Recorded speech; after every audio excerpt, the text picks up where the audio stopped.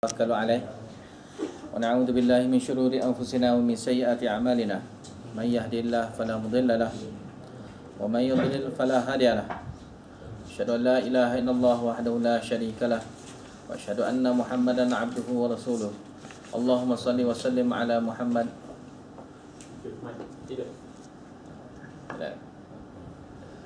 وعلى آله وأصحابه أجمعين ومن تبعهم بإحسان إلى يوم الدين سبحانك لا علم لنا إلا ما علمتنا إنك أنت العليم الحكيم رب اشرح لي صدري ويسر لي أمري واحلل عقدة من لساني يفقهوا قولي أما بعد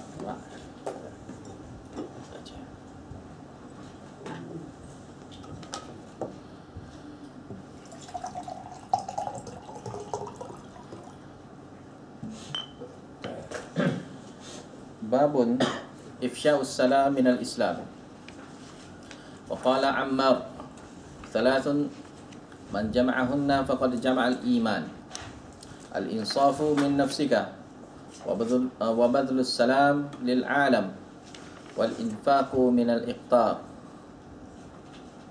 وبه قال حدثنا قتيبة قال حدثنا ليس عن يزيد ابن أبي حبيب عن أبي الخير عن عبد الله ابن عمرو أن رجلا سأل رسول الله صلى الله عليه وسلم أي الإسلام خير قال تطعم الطعام وتقرأ السلام على من عرفته ومن لم تعرف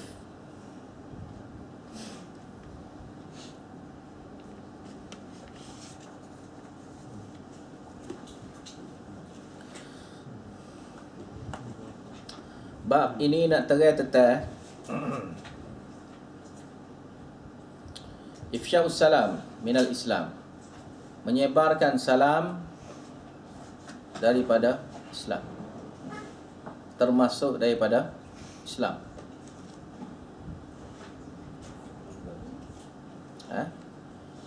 Iaitu menyebarkan salam adalah sebahagian daripada cabang-cabang Islam. Dan juga dengan maksud sebahagian daripada cabang-cabangnya iman.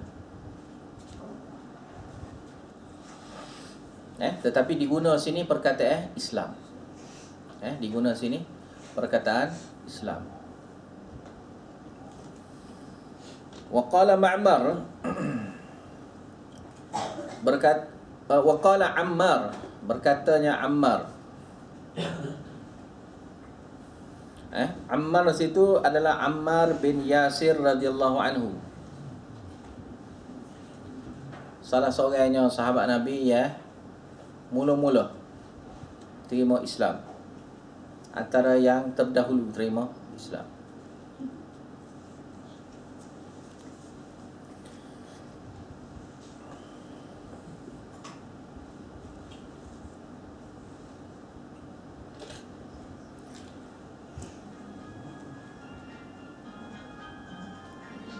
Dia mati pada tahunnya 37 masa perang Siffin. Siffin.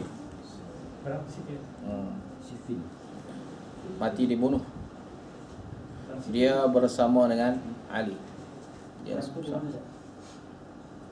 Gitu yalah. Gitu yalah.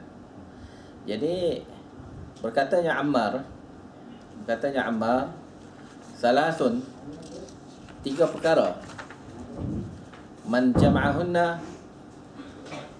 orang yang ada tiga perkara ini, faqad jama'al iman, dia sudah mengumpulkan iman. Dia sudah kumpulkan iman. Jika dia ada tiga perkara, dia sudah mengumpulkan iman. Iaitu yang pertamanya al-insafu min nafsika, membahagikan secara adil dari diri kamu.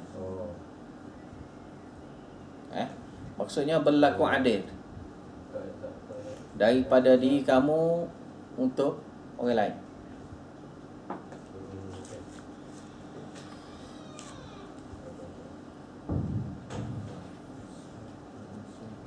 Iaitu orang-orang yang bawah tanggungan kamu, kamu bersikap adil. Insaf ni dengan makna macam nisfu, itu separuh. Maksud separuh sini adalah membahagi secara adil. Membahagi secara adil.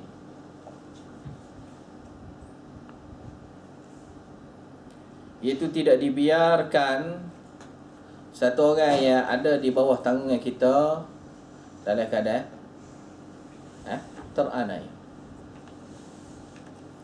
Iaitu kita makan, dia makan. Kita makan yang sama, dia pun makan yang sama juga.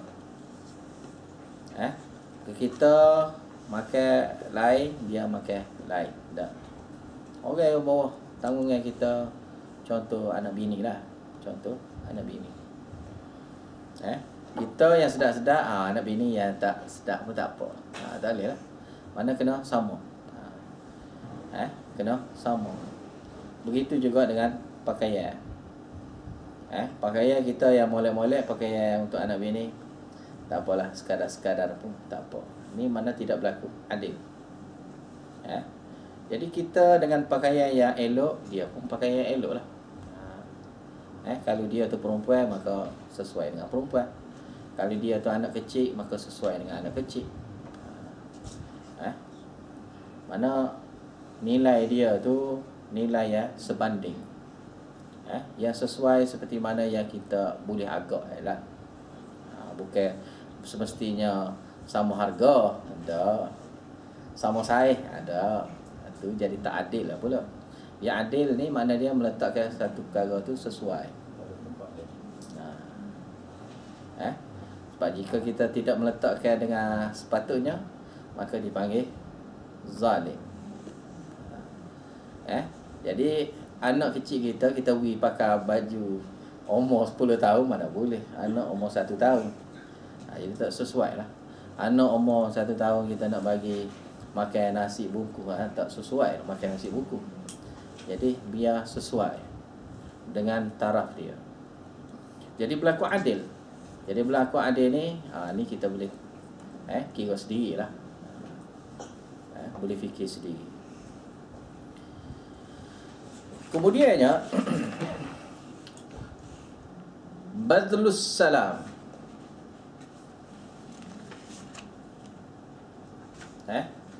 Menyebarkan salam lil alam, kepada makhluk, pada manusia lah. Kepada manusia. Manusia sini manusia yang Islam. Menyebarkan salam kepada orang Islam. Ni adalah perkataan ringkas. Perkataan ringkas tidaklah dengan maksud semua orang, tak termasuknya orang kafir apa semua dah. Orang kafir kita tak bagi salam kepada orang kafir. Sebab tidak ada keselamatan pun buat orang kafir. Orang kafir tak akan selamat daripada neraka, tak akan selamat daripada azab Allah Ta'ala. Orang kafir, maka kita tak bagi salam kepada dia. Sebab salam adalah berupa doa keselamatan kepada mereka. Tu sifat yang kedua. Sifat yang ketiganya, wal infaqu minal iqtar, iaitu menderma, menyumbang harta, memberi harta, minal iqtar, ketika keadaan susah. Ketika dalam keadaan susah, bukan ketika senang, ketika susah. Sebab ketika susah ni, nilai dia tu mahal. Nilai dia mahal. Satu orang miskin, dia ada RM1, dengan satu orang kaya yang ada RM100. Orang miskin dia boleh bagi, kalau dia bagi RM1 tu kepada satu orang lain, umpama dia bagi seluruh harta dia. Kalau orang tu bagi RM100, dia ada RM100 tu, dia beri semua tu, mana RM100 tu menjadi seluruh harta dia. Jadi kalau dia ada RM1,000, maka akan jadi banyak lagi kan? Kalau ada 10, banyak lagi.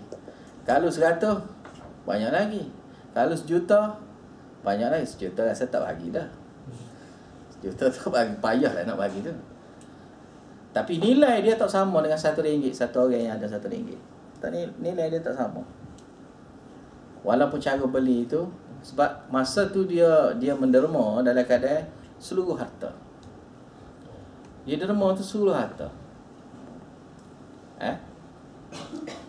Sehingga dalam hadis ada sebut, walau bisyikri tamrah, bersedekah ataupun selamatlah diri kamu daripada api neraka walaupun dengan separuh kurma.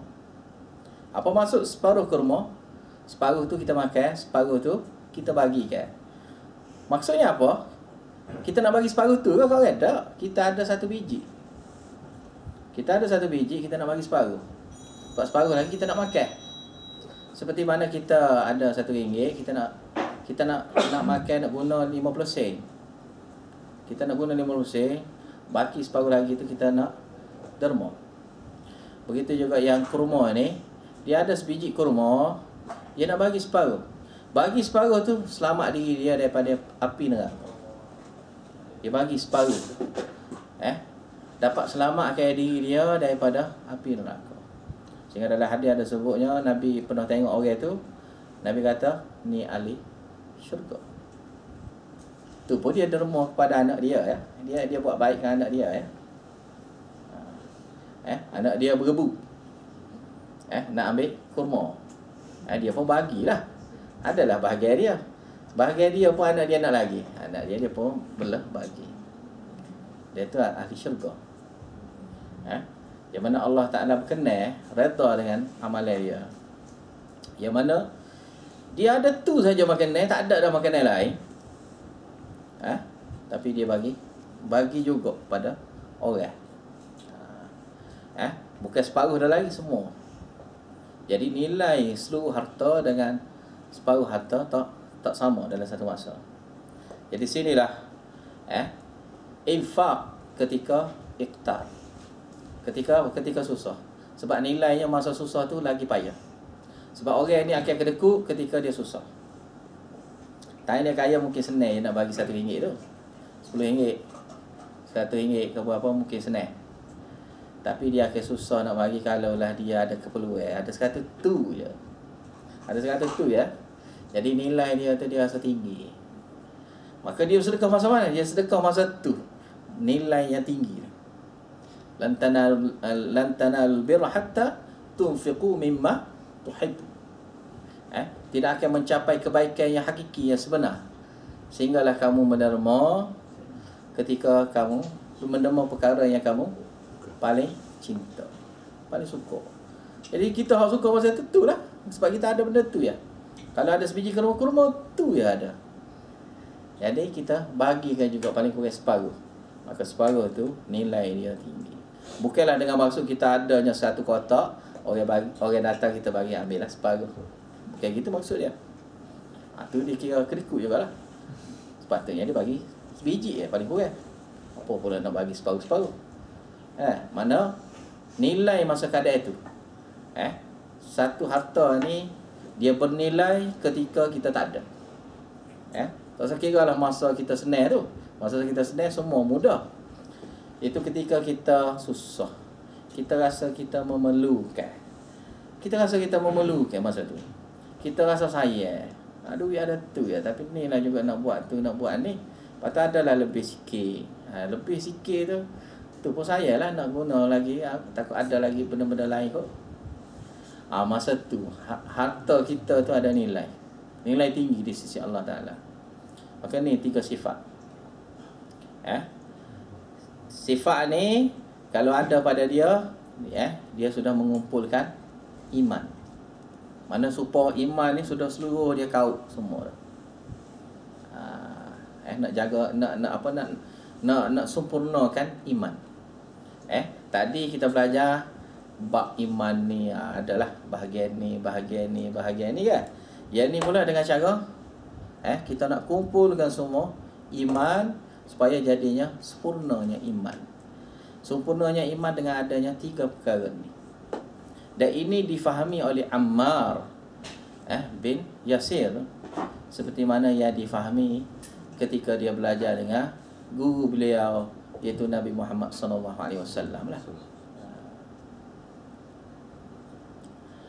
Habis itunya, wa bi qala hadatsana Qutaibah, dengan sanad yang sampai kepada Al-Bukhari. Berkatanya Al-Bukhari telah menceritakan kepada kami Qutaibah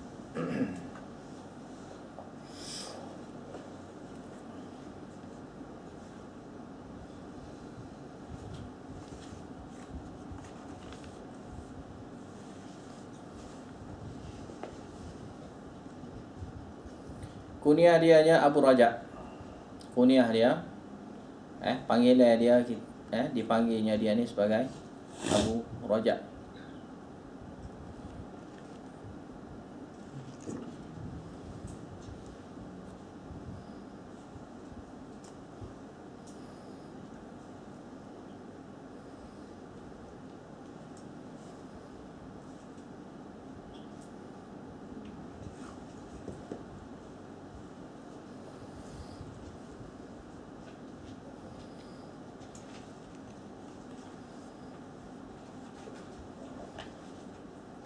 Dia mati pada tahun 240.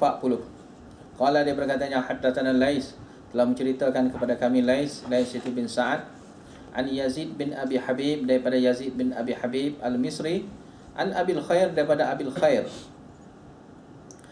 an Abdullah ibn Amrin, daripada Abdullah bin Amrin, yakni iaitu dia ni Amrin bin Al-As radhiyallahu anhu.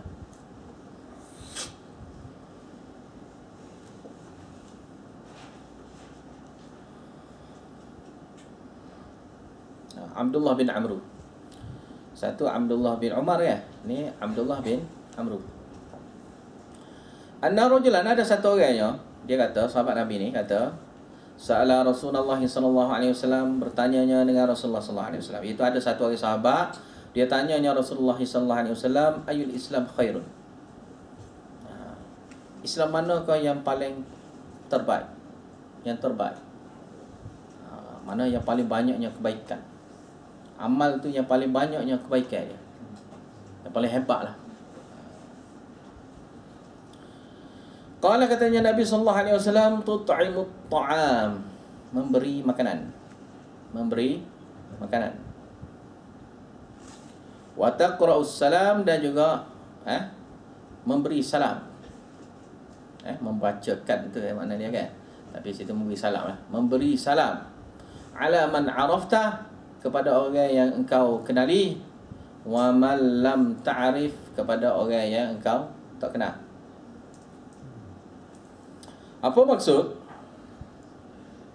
Iaitu Islam yang terbaiknya adalah Islam yang paling banyaknya kebaikannya adalah satu orang Islam yang memberi makan kepada orang lain.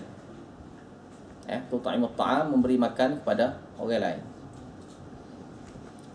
Memberi makan ni adalah istilah. Kena ingat, tu bukan dengan mana bagi makan, dengan mana beri makan. Tak?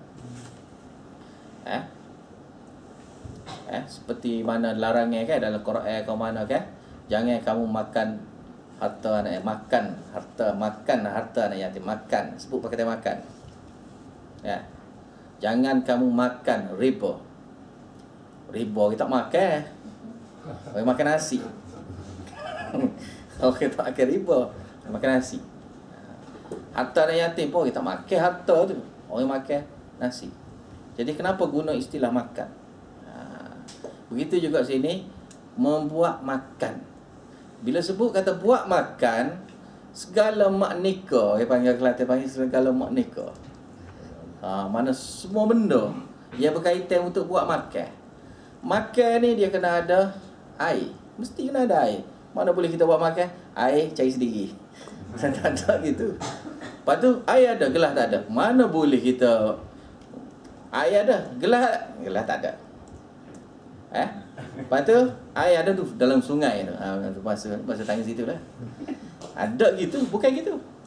Bahkan kita menyediakan dengan ada air basuh tangannya, ada gelasnya, ada semua kan. Lepas tu malam. Tak boleh pasal lampu. Sebab kita panggil makan bukan nak suruh pasal lampu. Jadi lampu pun kena pasal. Bila sebut kata pasal lampu, kena guna elektrik. Pasal lampu kena ada pasal elektrik tu. Elektrik tak ada, tak boleh pasal lampu. Lepas tu pasal lampu kipas. Kipas tak boleh pasal. Dah kipas pun kena pasal.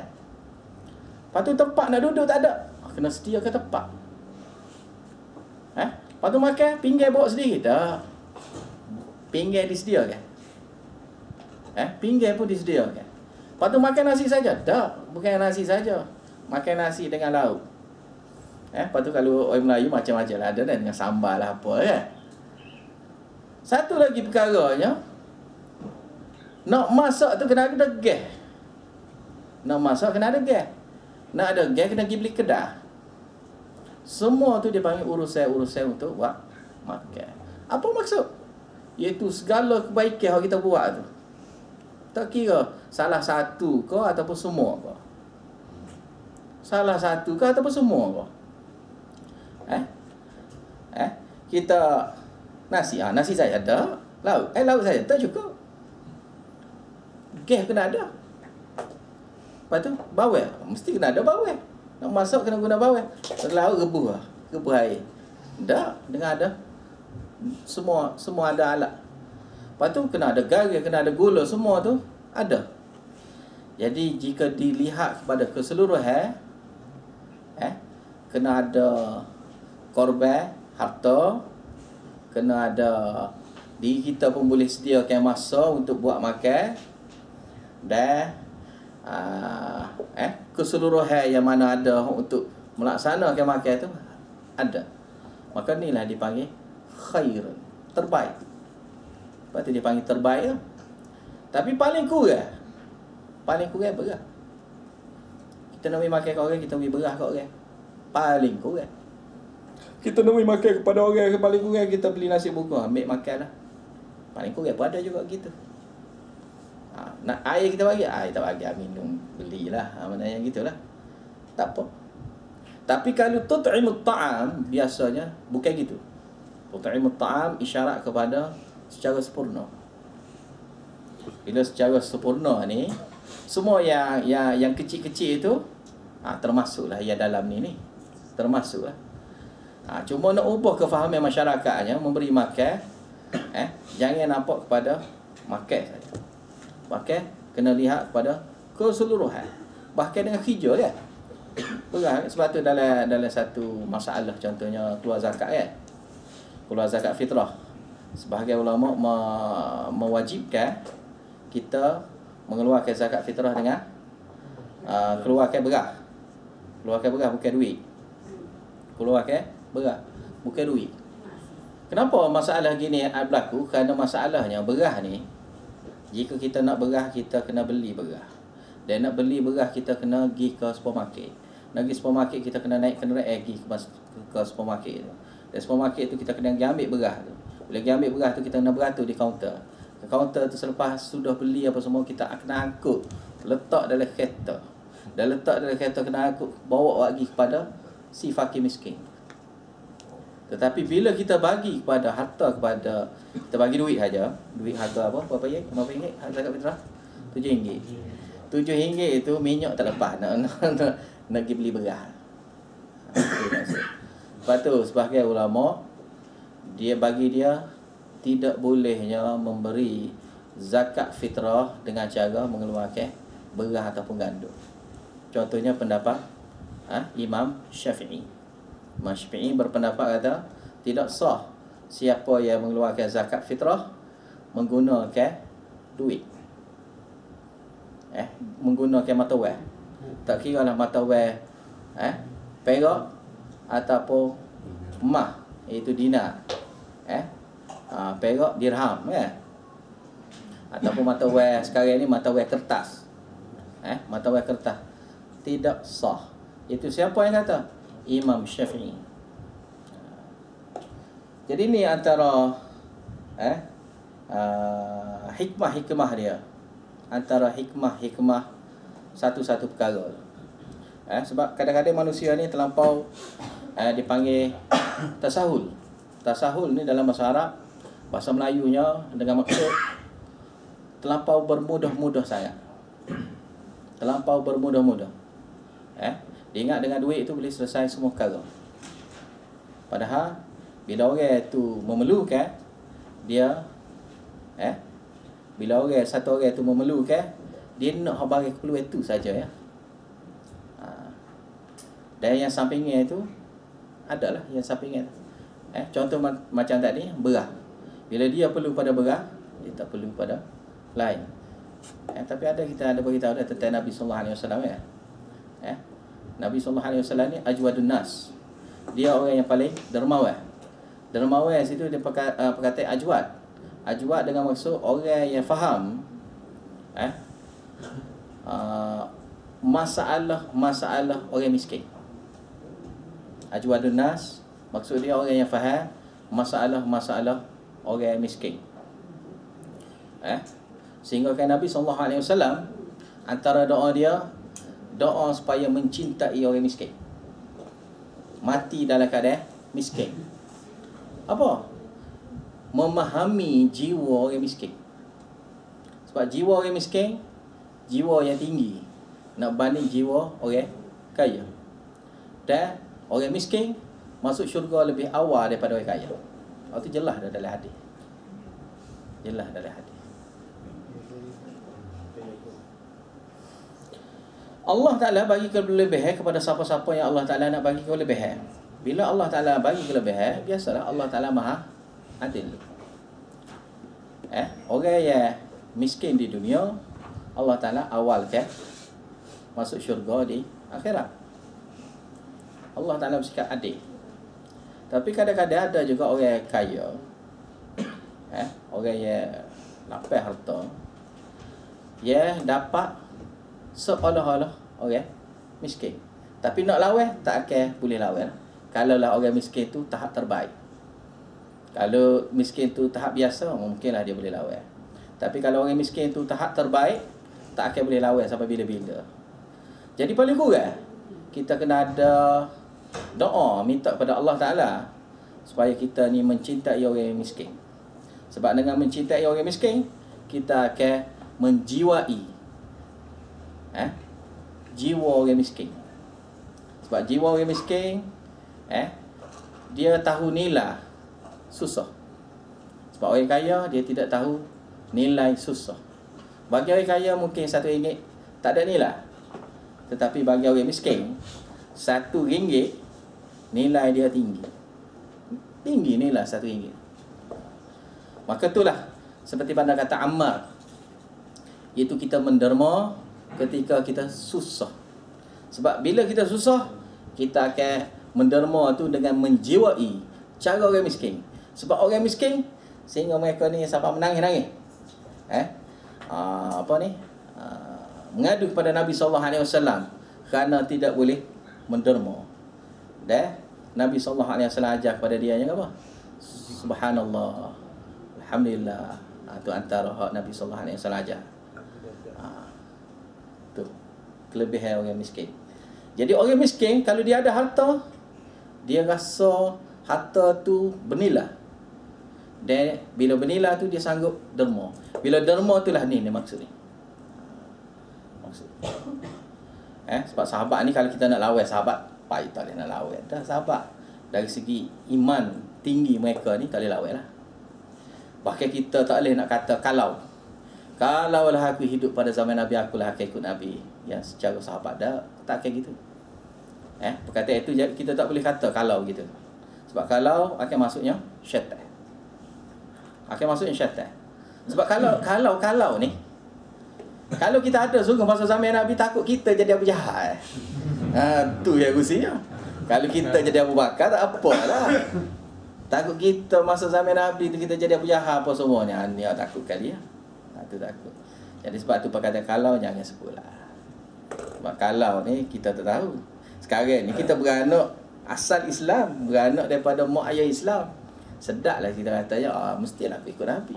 Ikut Nabi lah, dah tahu Nabi tu Nabi kita. Kita beranak kita tahu dah. Kalau tak tahu, kalau tahu takut kita lah orang yang mula-mula tetap Nabi. Takut kita Abu Jahal tak ada, kita pula kata Abu Jahal. Takut kita tu lebih teruk daripada Abu Jahal. Sebab tu dah kalau ini tak boleh sebut. Tak boleh sebut kalau. Jadi apa ni? Kita kembali pada hadis lah kan. Iaitu menderma ketika susah. Menderma ketika keadaan susah. Jadi susah tu kita menderma dalam keadaan adanya nilai.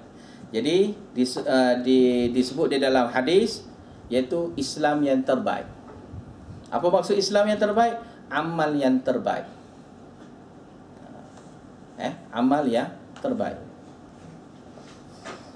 Sebab orang Islam jika tidak memberi makan kepada fakir miskin, Allah Ta'ala janjikan berita azab. Iaitu Allah Ta'ala janjikan neraka Saqar bagi orang tidak memberi makan kepada fakir miskin. Bukan benda biasa, berat. Sebab tu memberi makan ni nampak macam biasa, tapi benar kali benar besar. Maksud memberi makan tu tadi lah, seperti mana dalam ayat Quran dah sebut, kalau qalu lam nakum minal musallin wa lam nakun nut'imul miskin.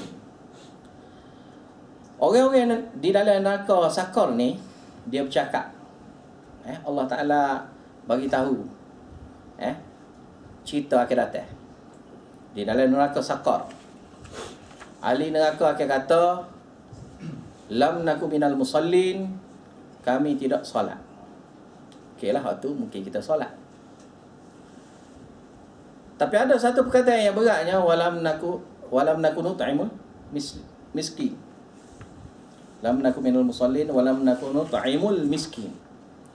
Kami tidak memberi makan kepada orang miskin. Itu sebagai asbab kepada neraka Sakar juga. Asbab kepada neraka Sakar. Maka oleh itulah di kalangan ahli mufassirin dia meletakkan infak ni ada 3 bahagian. Satu, infak berbentuk fardu. Fardu jelaslah zakat fitrah, zakat harta tu. Yang keduanya berbentuk wajib. Yang wajib itu memberi makan kepada fakir miskin. Dan antara hal lainnya kepada anak bini. Orang yang bawah tanggungan kita. Itu termasuk dia panggil nafkah wajib. Dan siapa sajalah yang bawah tanggungan kita, hamba abdi. Kalau ada hamba abdi. Kalau 10 orang, 10 orang. Kalau anak 10 orang, 10 orang lah anak. Dan satu lagi nya nafkah berbentuk sunat. Nafkah berbentuk sunat ni adalah nafkah yang lebih daripada tu barulah kita bagi. Itu yang nilainya jadi besar. Nilai dia besar. Sebab kita bagi harta untuk zakat satu hal lain. Yang nafkah lain pula. Yang nafkah tak masuk dalam bab zakat. Tak, ia suku. Zakat yang wajib lain pula. Lepas tu satu lagi pembahagian yang sunat. Yang sunat yang lebih-lebih tu kayak ni coklat ke apa ke untuk orang-orang tertentu. Tak kira lah orang miskin ke, pada budak-budak ke apa ke. Jadi derma-derma gitu. Maka tu 3 perkara bentuk infak. 3 perkara berbentuk infak. Infak ni mana dia mendermakan harta, memberi harta.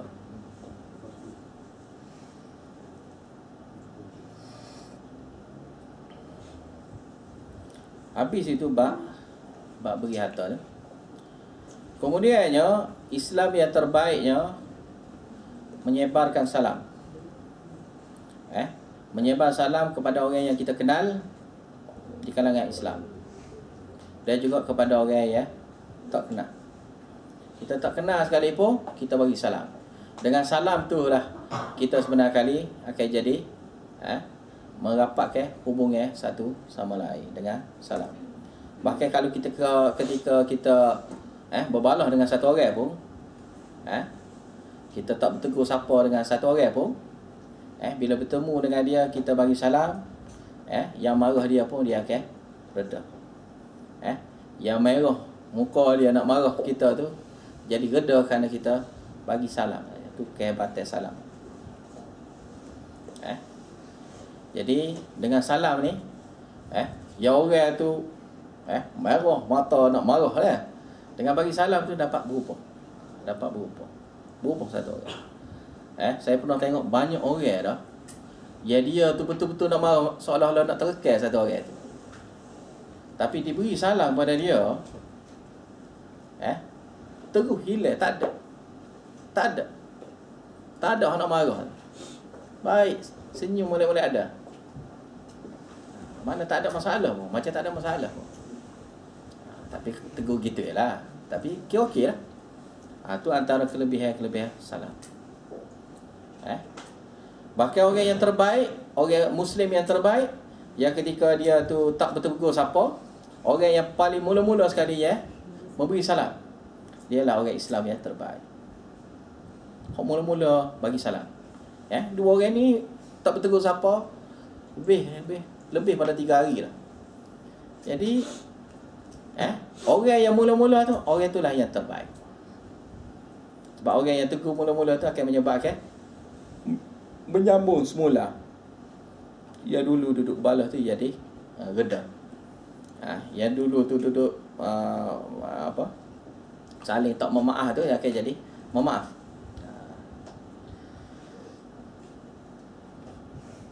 Cumanya biasalah bila marah, dia jadi macam parut lah. Marah yang betul dalam kan, jadi dalam sikit lah luka tu kan. Jadi nak sembuh dia tu ada tinggal parut lah. Jadi parut tu macam tak berapa rapat je lah. Tapi kalau bagi salam, tegur. Okey lah, senyum pun senyum. Tapi parut tu ada lah, biasa lah gitu.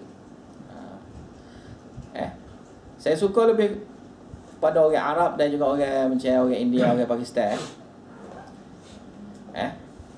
Orang dia ni kalau berkelahi ni, kalau kira-kira tahap seolah-olah nak bunuh dah. Tak nak bunuh dah.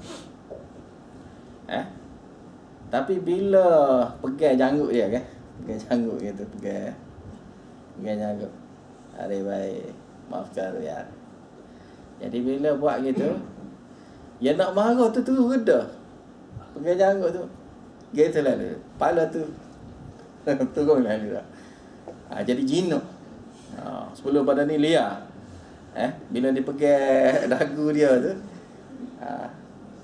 dia akan terusnya jinak cara dia. Saya pernah tengok yang satu orang tu ketika satu lagi mudah ditegur. Macam orang Pakistan, orang Arab, dia orang yang mudah ditegur. Kalau orang kita tegur tu balah dah. Ada satu orang tu dia tengah azan. Dia dalam kereta dia kereta tu lagu derah lah, pasal muzik lah. Dah lah pasal lagu derah. Ciumi pula buka. Derah lah, berhenti di traffic light. Jadi satu orang tu tegur dia, "Hei, mu tak hormat ke orang tu tengah azan?" Dia terus tutup. Maafkan, dia minta maaf lah. Dan banyak lagi contoh-contoh ya, bila ditegur tu terus terima. Sebab orang dia ni jenis orang ya, boleh terimanya kebenaran. Orang boleh mudah terima kebenaran. Kalau orang Melayu pahal lah kan. Tak ada dah. Makin derah ada. Okey. Derah tu makin derah. Jadi dia cara gitu. Lepas tu bila berkelahi sekali pun, bila pegang janggut tu, dia akan jadi baik. Sehingga dia ada istilah dia panggil imandari. Dia panggil istilah imandari. Dia kalau nak kata dia bercakap ni adalah bercakap betul, dia akan guna perkataan imandari. Imandari ni apa? Orang yang beriman yang ada janggut. Orang yang beriman ada janggut ni dia kira taubat lah. Orang ni kita benda yang dia kata tu betul. Jika dia sebut imandari, walaupun dia tak ada janggut sekalipun, betul imandari dia kata. Kalau imandari tu kira-kira macam bersumpah lah juga, seolah-olah bersumpah. Yang dia nak kata tu benda tu betul. Seolah kita kata wallahi apa semua, tapi dia bukan bersumpah. Tapi sumpah lah. Cara orang dia bercakap. Budaya Ustaz. Budaya dia. Iman dari ni janggut. Bukan Islam ada.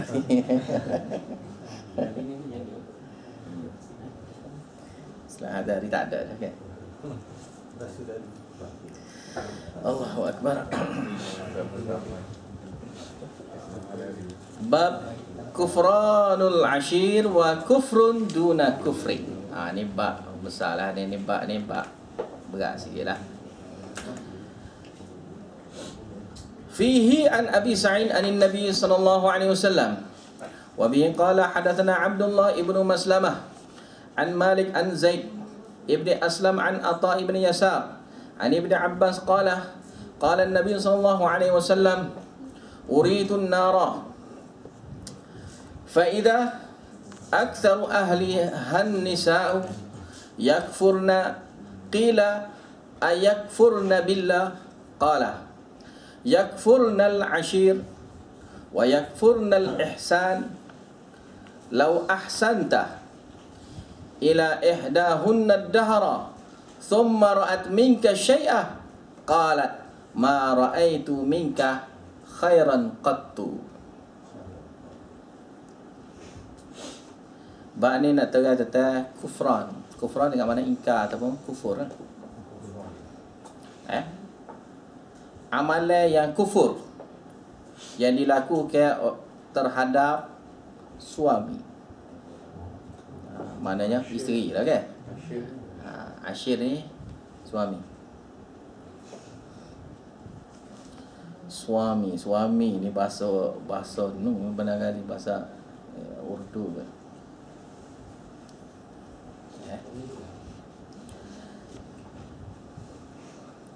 Jadi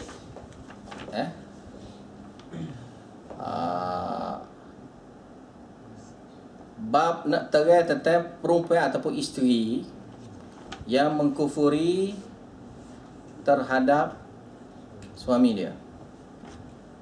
Dan juga bab ini nak terang lebih lebar lagi, lebih panjang lagi, lebih detail lagi, iaitu berlakunya kufrun, kekafiran, duna kufrin, lebih rendah daripada kekafiran yang sebelum. Iaitu adanya kafir tinggi, ada kafir rendah. Ada kafir yang tinggi, ada kafir rendah. Ada kafir kita panggil kafir murtad. Kafir itu tahap murtad. Murtad ni sebenarnya kali hukum berat dah kan. Sebab hukum murtad, siapa murtad hukum dia bunuh. Hukum orang murtad hukum dia bunuh. Sebahagian mazhab kata tak perlu dinasihat. Orang yang murtad terus bunuh saja. Murtad tak perlu nasihat pun, bunuh. Pancung. Manakala sebahagian pendapat ulama, orang yang murtad kita penjarakan dia, kita nasihat dia. Jika tak terima juga nasihat, yang kita boleh yakin dia tu sudah kembali kepada ajaran yang sebenar, barulah pancung. Barulah pancung selepas benda tu.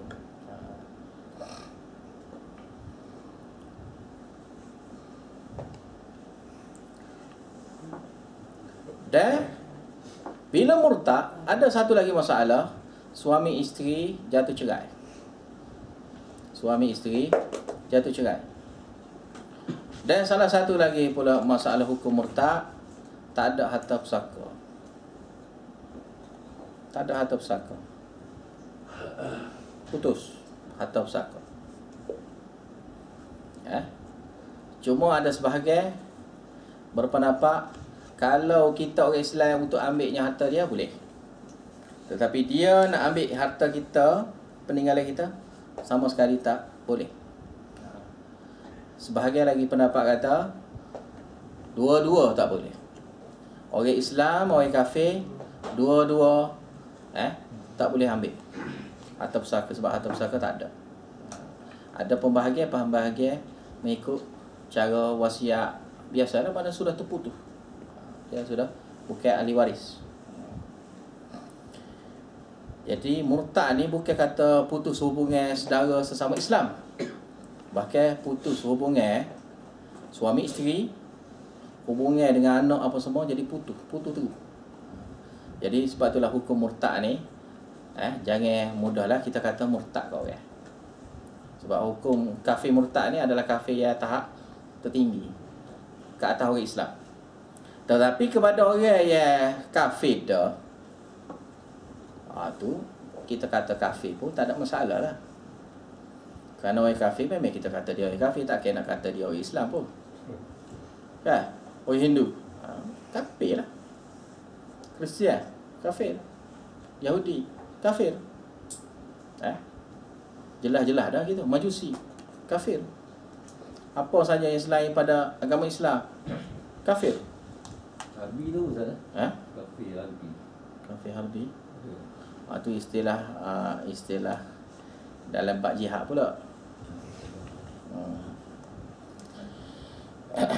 Kafir harbi mana kafir, orang kafir ya, memerangi orang Islam. Satu lagi dia panggil kafir zimmi. Kafir zimmi adalah orang kafir ya bayar ufti kepada orang Islam. Itu ada bayar cukai ke apalah kepada orang Islam. Contohnya macam Cina-Cina di Malaysia apa semua ni, dikira kafir zimmi lah, kafir harbi. Sebab kafir harbi jumpa mana pun bunuh ya. Tapi kafir zimmi, kalau kita bunuh, kita akan dikenakan hukuman. Kita kena hukuman juga lah.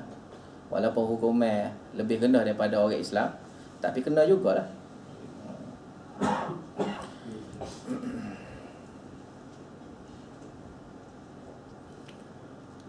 Lepas pada tu ada yang kufur ya, lebih rendah. Rendah lagi kan. Antara yang lebih rendah, kufur berbentuk istilah saja. Bukan kafir kepada Allah Ta'ala, kafir terhadap suami. Mana ni istilah saja kafir, tapi bukannya betul-betul kafir. Sebab biasa kafir ni dengan mana mengingkari. Jadi mengingkari situ, mengingkari nikmat dengan suami lah. Kalau isteri mengingkari nikmat suami. Lepas tu pula suami juga jadi juga mengkufuri isteri. Dia akan jadi juga gitu. Cuma dia tak panggil istilah ya, tapi tetap juga dipanggil mengkufuri. Jika dia berlaku zalim kepada isteri dia, pun dipanggil mengkufuri juga. Cuma dia tidak mengkufuri isteri dia, tetapi dia mengkufuri Allah Ta'ala. Iaitu kufur situ kufur nikmat lah. Kafir situ betul kafir akidah, ataupun dipanggil kafir murtad apa semua tu tak. Jadi bab ni panjang lah. Sebenarnya bab ni panjang. Lepas tu detail dia tu sebenarnya kita tengok sesuai lah. Fihi tentang hadis ni adanya riwayat an Abi Sa'id anin Nabi sallallahu alaihi wasallam. Yang ada bagi tahu seperti mana dalam bab ni. Ada yang diriwayatkan daripada Abu Sa'id Al-Khudri dari Nabi sallallahu alaihi wasallam.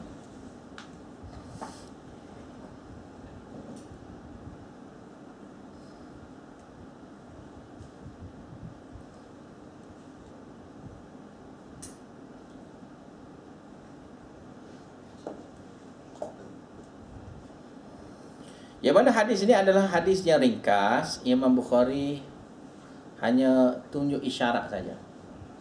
sebagai tanda ya. Hadis tu akan jumpa di tempat lain dalam Kitabul Haid, dalam Kitabul Haid.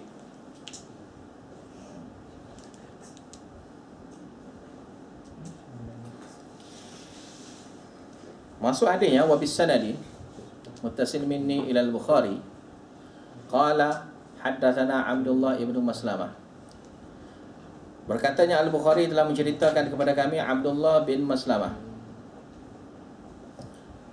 Abdullah bin Maslamah sini Al-Qanabi Al-Madani. An Malik, daripada Malik bin Anas, iaitu Imam Malik.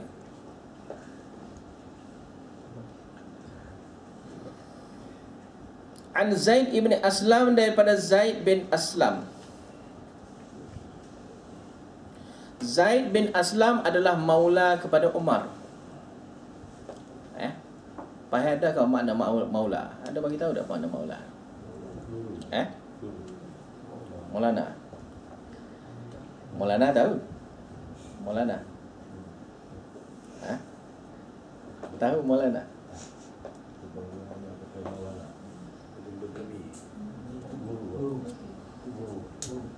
Istilah maula ni dalam kitab hadis, maula ni biasanya disebut maula Umar ke maula Zaid ke maula Nabi ke maula Ali ke maula Zaid ke, macam-macam lah ada. Perkataan maula ni ada dua makna yang mengikut istilah hadis. Dua makna. Satu dengan makna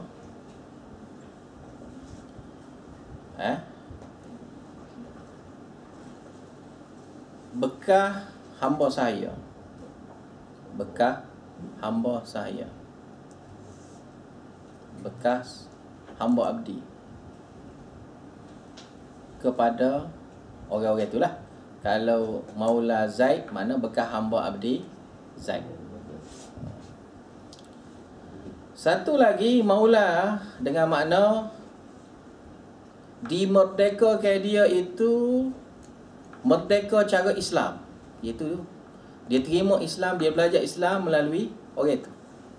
Biasanya kerana berlaku peperangan, dia pun menyerang kawasan itu, lalu ataupun dia pergi situ, dialah yang mengajar kawasan itu, sehingga semua orang ni belajar dengan dia. Bila belajar dengan dia, mereka ni dipanggil maula kepada guru. Maula kepada guru. Maula kepada guru. Maka ia jadi dua makna ni lah kalau istilah hadis. Manakala istilah orang India, Pakistan pula, maula tu dengan makna lain. Dipanggil maulana ataupun mulwi. Itu dengan makna guru. Guru kami. Maulana dengan makna guru kami.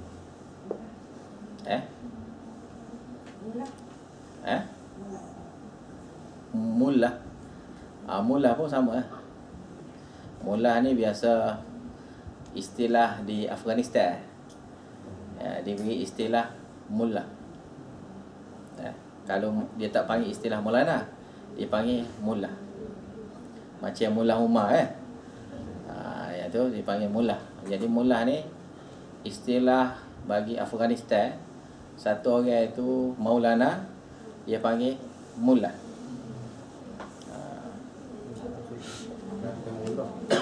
Mullah. Gemullah, dia panggil mullah dia boleh. Mullah mati. Jadi tu istilah lah kan. Tu dipanggil maulana lah. Di Pakistan, di India, kalau orang yang mengajar hadis dipanggil maulana. Kalau yang habis hadis, yang tak mengajar, dipanggil mulwi. Mulwi. Dia habis dah, dia habis belajar, tapi dia tak mengajar, dipanggil dia mulwi. Mulwi itu mana macam maulana juga lah. Dipanggil mulwi sah. Maulana Sa'ad.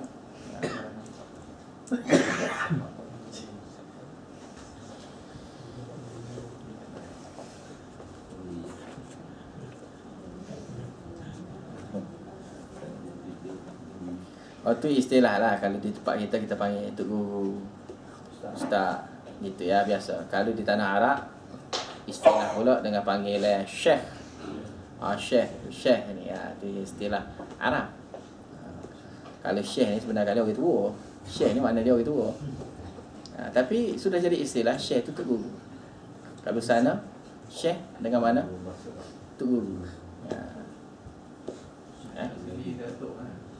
Jadi orang tua lah. Syekh ni mana orang tua lah. Syekhun Kabir. Syekhun Kabir maknanya orang tua geda. Orang tua geda lah. Mana orang tua tu lah tua. Orang panggil tua geda lah kan. Mana tua betul lah. Tua Kabir mana yang sangat tua. Orang Kelantan panggil tua geda lah.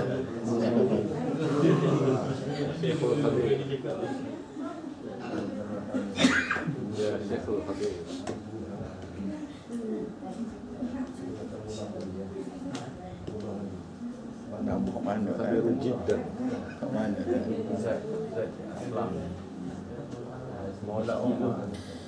Zaid bin Aslam. Sambung mula lah. Main mula ni tak masuk hadis lagi ni. Daripada Zaid bin Aslam situ dia maula kepada Umar. Tu yang nak bagi tahu ya. Nampak ringkas ya, panggil maula ya. Dia maula kepada Umar. Jadi maula kepada Umar ni bekas hamba sahaya Umar. Biasanya dimerdekakan. Dimerdekakan oleh Umar. Kalau hamba sahaya yang akhir, dipanggil maula kepada Umar.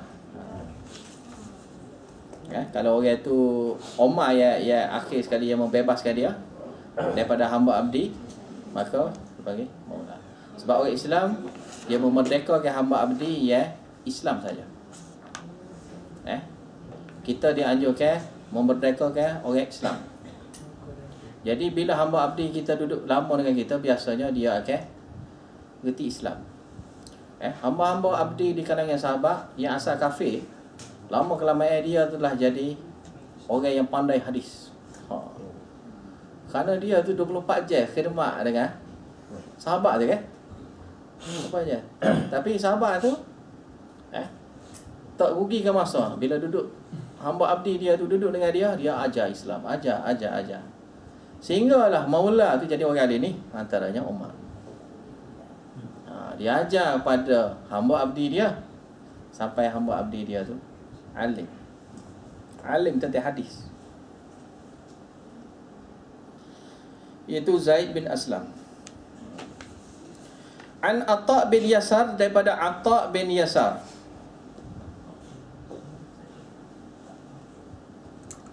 Ni maula pula, maula kepada Ummul Mukminin Maimunah, isteri Nabi. Maula kepada isteri Nabi. Mana bekas hamba sahaya isteri Nabi Maimunah. Tengok jadi orang macam mana.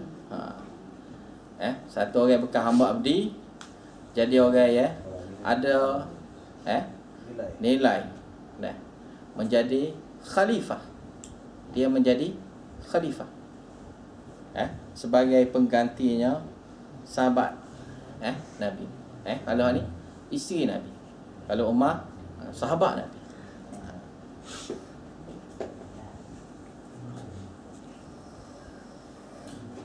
An Ibn Abbas, daripada Ibn Abbas radhiyallahu anhuma, qala, berkatanya dia, qala Nabi sallallahu alaihi wasallam, berkatanya Nabi sallallahu alaihi wasallam, uridun nara, aku diperlihatkan api neraka. Dilihatkan sini ada dua maksud. Satu dalam mimpi, satu depan. Ditunjuk depan. Pada zaman ni mudah faham kan. Depan kita dalam telefon boleh nampak dah kan. Kalau ni tak pelik mana. Kalau zaman dulu nampak pelik lah. Kalau dilihat dalam mimpi, tak perlu takwil lah. Dalam mimpi memang nampak, semua nampak. Kalau depan, depan tu mujizat lah. Dalam mimpi pun mujizat juga.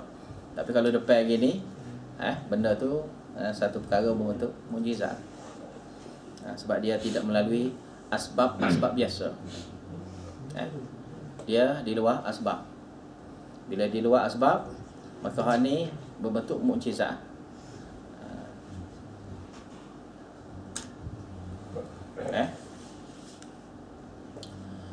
Uritun nara, aku diperlihatkan api neraka, ataupun aku bermimpinya melihatnya api neraka. Mana di dalam api neraka tu lah.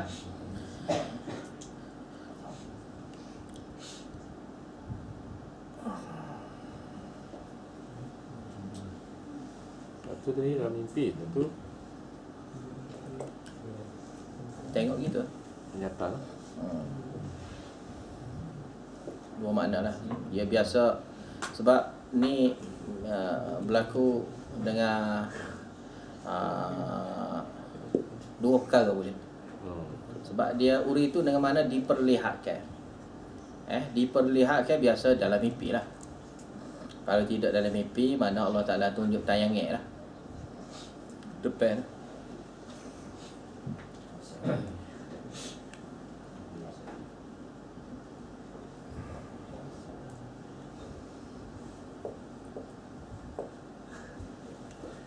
Faida, tiba-tibanya bila kita tengok mari tu, aktsaru ahlihan nisa, banyaknya menjadi penghuninya neraka itu perempuan. Ya, banyak penghuni neraka. Ya, duduk dalam neraka itu perempuan. Perempuan ni jadi masalah lah kan. Bini kita, anak perempuan kita, adik-beradik perempuan kita, mak kita, nenek kita, ada kaitan belakang lah.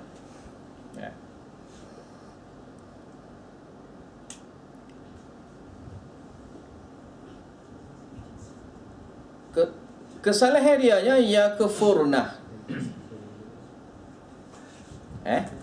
Yakfurna. Mereka itu melakukan kekufuran. Gitu saja. Di dalam nuskah lain ada sebut bikufrihin, disebabkan oleh kekufuran mereka. Jadi nuskah lain itu lebih jelas makna dia lah. Qila, ada orang tanya, ada sahabat tanya Nabi SAW, ayakfurna billah, adakah mereka itu kufur kepada Allah Ta'ala? Itu maksudnya tak. Tidak. Jadi Nabi SAW jawabnya, yakfurnal ashir, mereka mengkufuri suami dia. Waw situ tafsir kepada dia mengkufuri suami dia macam mana. Iaitu, waw situ dengan mana iaitu yakfurnal ihsan, mereka itu mengkufuri kebaikan yang ditabur oleh suami dia, yang dilakukan oleh suami dia. Sehingga Nabi SAW habis setakat tu. Sehinggalah Nabi SAW memberi penerangan lain pula, supaya lebih hilang kekeliruan. Lau ahsanta ila ihdahunna ad-dahra, jikalaunya engkau iaitu suami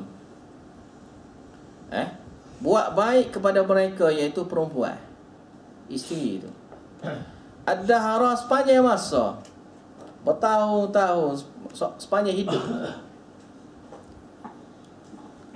Thumma ra'at minka syai'a, kemudian dia melihatnya ada sesuatu kecil kesalahan kamu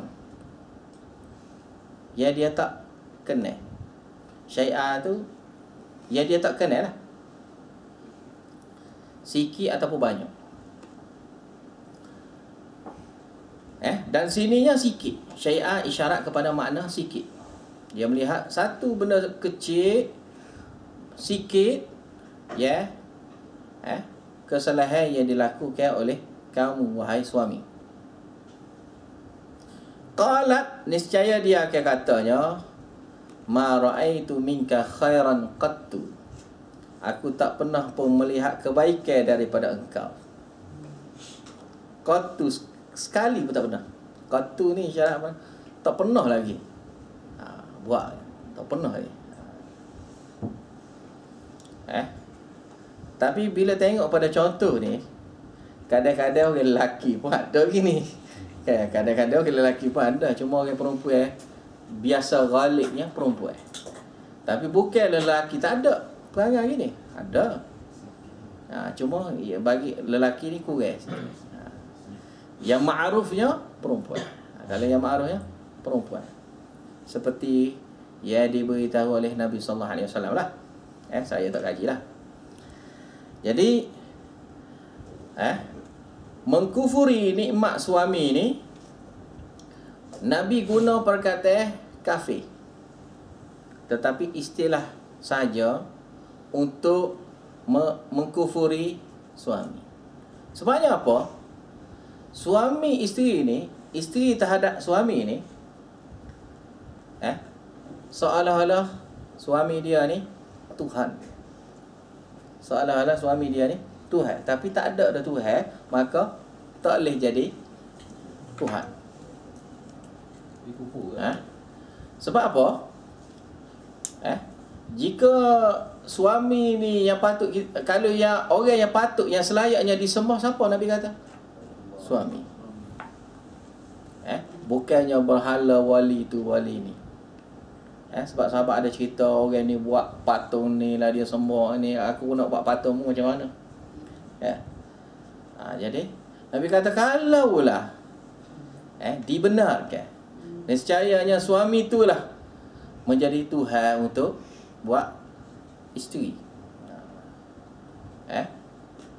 Dan banyak lagi contoh, contoh kudih yang ada pada suami lah, dijilat oleh isteri dan sebagainya kan. Jadi istilah untuk suami ni, kalau dalam hadis, dalam berita yang sampai kepada kita melalui jalan wahyu ni, seolah-olah satu perkara yang berbentuk Tuhan, tapi tak ada Tuhan. Dan tak boleh buat gitu. Kalau buat gitu akan jadi syirik pada Allah Ta'ala lah. Maka disebabkan ada istilah-istilah begitu, maka ada juga istilah untuk isteri terhadap suami dia, iaitu mengkufuri suami dia. Kalaulah suami dia tu Tuhan, maka dia kafir terhadap suami dia. Itu ya maksud dia. Jadi kafir sini adalah kafir nikmat Allah lah. Tak, mengkafiri nikmat suami. Tetapi mengkufuri nikmat suami itu sebenarnya adalah mengkufuri nikmat Allah. Tetapi diguna nama suami lagi. Itu saja. Jadi ini adalah istilah kafir yang tak panggilnya kafir murtad. Tak panggil kafir murtad. Tetapi amalan yang dia buat tu adalah menyebabkan dia tu masuk neraka. Lepas pada tu nak buat macam mana? Ni masalah juga orang perempuan masuk neraka banyak.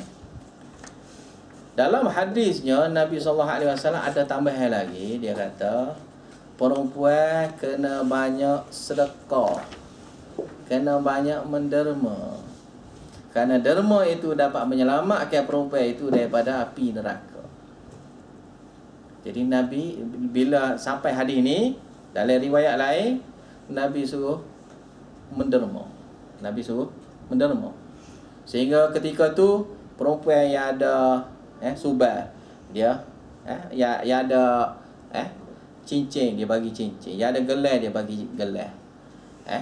Yang ada gelar kaki, dia bagi gelar kaki. Mana gitu. Semua perhiasan dia tu dia bagi. Setelahnya Nabi SAW kata dapat menyelamatkan mereka ini daripada api neraka. Tak silapnya Bilal masa tu yang bawa untuk ambilnya sedekah-sedekah daripada perempuan. Setelahnya Nabi sallallahu alaihi wasallam bagi tahunya perempuan ni ramai ahli neraka. Maka tak perlu gusi lah. Gusi tu patut ada, tapi Nabi sallallahu alaihi wasallam bagi ubat dia, pengubat hati. Itu pengubat hati dengan ataupun harapan, satu harapan kepada perempuan menjadi ahli syurga, itu dengan memperbanyakkan sedekah.